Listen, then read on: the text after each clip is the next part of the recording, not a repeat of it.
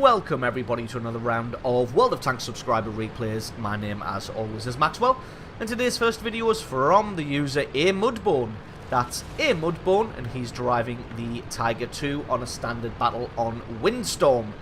Tiger 2 being a Tier 8 heavy tank for the Germans, and Windstorm being the newest map that was added in the latest patch, this one being the European city-style winter map.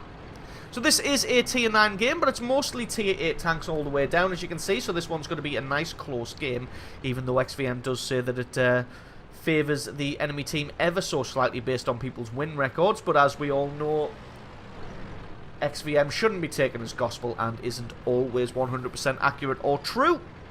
So it looks like Mudbone going to be heading over to this area here and try and get into a side-scraping position with the narrow little streets here, indestructible buildings and large open spaces to fire at one another and face off. This map offers some great opportunities for heavies to do some side-scraping. As you can see, somebody already having a shot. Spots out a KV-4 here, going to have a return shot at him. Not quite able to do any damage to him. And then again, the KV-4 himself isn't able to do any damage back. As you can see, normally, when they're in a very good side-scraping position, even if the enemy team can see a little bit of the front of the armour, all they're able to do is just hit that drive wheel at the front and take the track off. As you can see, that's happened a couple of times now. And that just keeps them pinned down in position. As you can see, people only able to do damage and remove his tracks, not able to get any hit point damage on him. Although Mudbone not able to get any damage back until he hits that KV-4 there. T-34-3 did decide to move forward, but not as far forward as this T-34. No idea why he's pushed so far so quickly into the Allied territory here. Mudbone going across a deal with it, but just wanting to check down the right hand side to see if anybody's going to have a shot at him. But it looks like the advancing IS-3 is going to draw people's attention. Anybody who did want to fire at him will probably have to go through the IS-3 first. T-34 still pushing in, Mudbone getting good consistent damage onto him, and he gets taken out in the end by that IS-3. So I'm not really sure why that T-34 pushed so far so fast and was just left isolated from his own team there, and the Allied team just closed in around him and took him out from front and rear. But now, as you can see, the Allied team has used the opportunity to push forward over the river and take the fight to the enemy side of the map. They've got them penned in here. They've only got this T-34 in the background by the looks of it to stop a full-blown flanking manoeuvre from happening. Mudbone going to push forward past this IS-3. A little bit unfortunate to only get damage on the Panther 2's tracks. Going to try and ram him here. Take his tracks out again, and hopefully this IS-3 can come and offer some support. Looks like the IS-3 wasn't able to get around the corner in time, but it doesn't matter. Mudbone's able to get good damage through the weak spot at the front of the Panther 2, and I don't think this Panther 2 realises where he was going as he gets pushed right off the river, or right off the bank and into the river there, not really aware of his surroundings, and Mudbone picks up a huge chunk of damage, about 675 there for the fall, and then picks up the kill as he was the last one to hurt him as he fell into the river there. So excellent piece of situational awareness from Mudbone there, realising that the Panther 2 didn't really know whereabouts he was, and he gets taken out and pushed into the river. And then he's able to duel this T-34 down, not before taking a little bit of damage himself. So he's going to have to play a little bit more cautiously with 700 of his hit points missing. Although he was able to take out the T-34 in the end. Now he's trying to hold this left-hand side of the flanking manoeuvre while his allies push forward. That E-50, and I think there's a Super Pershing just behind it. Yes, indeed there is. So now they've executed a textbook flanking manoeuvre here, the IS-6 and that other Tiger 2 holding the front of the enemy team, and these allies here, the two mediums and Mudbone himself, flanking around the sides. Just keeping an eye on that FCM as he doesn't want to take damage from him. In the end, he did have to take some damage from him in order to land a shot on that KV-4. We're just going to keep an eye on him and make sure that he doesn't get another free shot just like he did there. As he pops forward, he's able to get a good hit on him, and the IS-6 is able to take him out in the end. And now the Vultures descend on the carcasses of their foes. And there's just this Tiger to left. Going to see who can pick up the kill on this one. Could it be Mudbone? Yes, indeed it is. And he picks up a well-deserved kill, number 3, for that early positional play. And the team just operating an excellent flanking and net maneuver there, just holding the attention of the enemy from the front while the other tanks flanked around from the side and just closed that net in, and were able to take them out pretty damn quickly. So that just leaves the artillery, a Super Pershing, and that Jagdtiger 88 left on the enemy team now. Looks like the 88 and this Super Pershing are on this left-hand side of the map, and Mudbone going to be transitioning across to try and see if he can get some damage on them. This Super Pershing still on full hit points, and with the troll armor of this thing at tier 8, he could indeed do some work if he plays his cards right. Not quite able to get a shot through that small stone wall onto him. It looks like just hitting the dirt instead. Not able to pick out specific parts of the tank. You can't quite see them there because of that wall. Going to be heading up the hill now and trying to close him down a little bit. Although Mudbone just playing this one slow and carefully and waiting for the rest of his team to turn up.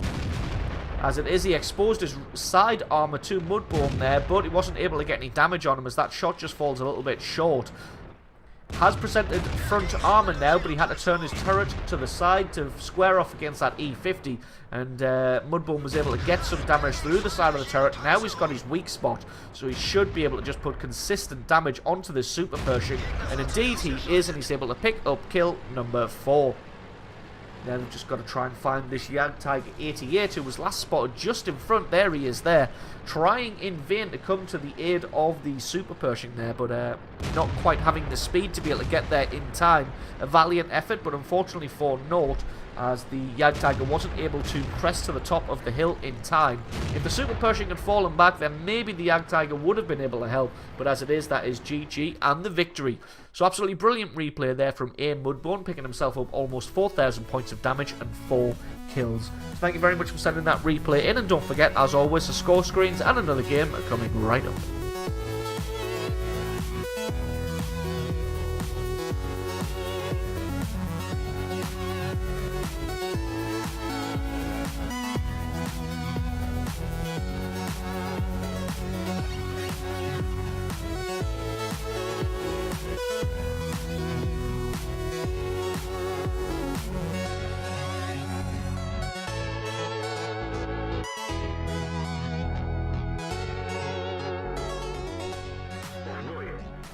And our second replay of the day is from the user Kill Engage. That's Kill Engage, and he's driving the T-62A on his standard battle on the mountain pass. T-62A being a tier 10 medium tank for the Russians. This thing is a bit of a beast. It's got decent armor, a decent gun, it's a good all-rounder, good speed, mobility and agility. And almost every time I've seen one of these in battle, they've always done some work. So pretty damn good all-round tank. Doing what he should be doing as well, heading over to this left-hand flank. The two allied Batchats going to be taking up a sniping position up on the high ground there. Kill Engage just having a little bit of a look across the valley there, almost crashing into a rock, but not quite, so that's good. Oh, and it looks like the allied Batchats have been outflanked here by the enemy Batchats. Unfortunately for the enemy Batchats, the allies do have support. Taking a shot in the rear from an ally there. It looks like it was actually by his platoon mate, so it looks like the enemy team is executing a medium tank bum rush here, so the allies got to be careful. I was saying that the enemy Batchats didn't have any support, but it looks like the Object 140 and the E50M and that T-62A turn up pretty damn quickly to offer some support, and an Object 263 using his superior speed in order to get up on that hill. Unfortunately for him, he's probably going to be in trouble if he doesn't leave pretty sharpish. So the enemy team doing a very, very good job of getting into this advanced position quickly enough. As you saw, the enemy Batchats led the spearhead and then created the distraction while the rest of the medium tanks turned up. This T-57 Heavy is in a little bit of trouble. In fact, the whole team's in a little bit of trouble here as these medium tanks are just holding this position. The rest of the team still faring a little bit better, although they are all kind of just arrayed behind Kill Engage here, who's not wanting to push out too far as he doesn't want to get hammered down by the rest of those medium tanks that are all just kind of sat there. At the end of the day, though, this stalemate kind of favours the enemy team as most of the allies are here, and the enemy has that northern flank totally exposed. So the longer they can hold the allies here in inactivity, the better it is for the enemy team. Looks like the T-62A fired, so we're going to poke out and get a good shot on him.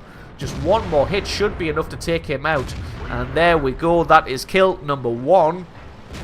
That leaves this object and the E-50M here. Excellent little shot there on the object 140. So just at a very, very sharp angle with the front armor there, trying to lure the enemy tanks into having a terrible shot at the front of his armor. Gotta win this one a little bit quicker though. As you can see, an object 268 has appeared in the center there from the northern flank, so you just know that the enemy team is going to be pushing from that flank. And Kill Engage decided to do the smart thing of just leaving and deciding to flank around the sides of them. So we're going to be heading all the way around the north of this little outcropping. There's already a T-69 here, so I'm not too sure why he hasn't already been doing some work. He is on low hit points and he may be reloading that cannon, so Kill Engage is just going to come and relieve him of his position, and in fact going to take an even further advanced position using the speed of his tank to his advantage. Oh, takes a hit there from the E-50M, gets his track taken off, but as it is, he's left in a fantastic shot to fantastic position to return fire. Seeing this, the IS-7 and the E-75 push forward, and the two medium tanks are forced to bail out down into the ravine there, which they also hold. So the score is pretty even at 8 kills to 8, but I would say the enemy team definitely has the better of this one, considering they have control over more of the map than the allied team has here. Object 140 climbing the hill. He's still on a good amount of hit points here. Kill Engage able to get a good hit on him. Takes out his track and sets him on fire, but it looks like he's packing an automatic fire extinguisher, which for a tier 10 isn't an unheard of thing, and it's not something I'll give somebody grief over. If you're packing maybe a tier 3 with an automatic fire extinguisher, then you're doing something wrong. Kill Engage making a move and just taking a shot in the rear from that Object 140 for his trouble. Just thinking about flanking around and going over that bridge now, but with the position of the enemy medium tanks, he's going to have to sit here for the time being at least. Has got eyes on these two mediums, so hopefully the artillery should be coming in any moment now. Does have to be careful though, as the enemy team also has 2 artillery pieces. But then this IS-7 executes an excellent rear guard action, and it comes around behind those 2 medium tanks, who then decide to turn around and switch their attention onto that IS-7, who's able to take out the Object 140, and Kill Engage should be able to get this E-50. Indeed he is. I was going to say he has to be careful because there is a Death Star down the ravine a little bit, but it looks like that E-75 doing good work there and taking him out. As it is though, the enemy artillery already taken out the IS-7. And the score is a little bit more in the favour of the Allies here at 11 kills to 9. An enemy Waffenträger E-100 pushing in on the base. He is obviously going to be fully loaded, so going to have to play this one carefully, as he's definitely going to have the firepower to be able to take Kill Engage from 100 to 0 in one clip. As you see, Kill Engage switching to HE rounds. Going to try and put some high explosive rounds through the thin turret armor of the Waffenträger and get maximum damage on him. As you see there, gets 444 points of damage, which is an excellent amount of damage from this thing. In fact, what is the average roll of that? It looks like it's 420, so that was a decent roll. Gets another good one for another 450. This T-92 just cowering in the background here. He's going to have to be careful, because if he gets spotted, it's curtains for him. And as it is, Kill Engage is able to take out the Waffenträger, but he does get his tracks removed by the Object 261. Looks like the E100, the GWE 100, also reins in the fire for good measure, but not quite able to take him out in the end. Now it's time to switch the attention to go artillery hunting and take out this T-110E4, who was last spotted up on the ridge doing a little bit of defensive maneuvers here. Just going to speed this one up a little bit until we get back into the action. Kill Engage going to be taking the long route around. Does find the GWE 100. Gets a solid hit onto him. E100 fires. Not sure if he was firing at Kill Engage here, because that one just went way, way wide. Going to see if he can finally land the last shot. Not quite. That one just skimming over the top of his roof as he backs off into safety. Deciding not to climb up the top of the hill this time, as he's going to flank all the way around, because that E100 is going to be waiting for him with gun trained on target. Still got to be careful of this T-110E4 that was last spotted up on that hill, though. If he's still in position, it's going to be a dangerous little maneuver here. Looks like both the artillery standing back to back and helping each other out, is able to find the E100 here, takes him out, and that leaves the Object 261. Ah, there we go. I was just going to say, I have no idea where this T-110E4 is. He was last spotted up on the hill, but he's somehow gotten himself to the Allied base. Not quite sure how he's done that. That's going to leave the Conqueror gun carrier with the unenviable task of heading to the Allied cap circle in order to try and do something about that. Kill Engage deciding to go into the cap circle himself, because if this T-92 and E-75 both come into the cap, they can definitely out-cap the T-110E4 and pick up the victory on this one.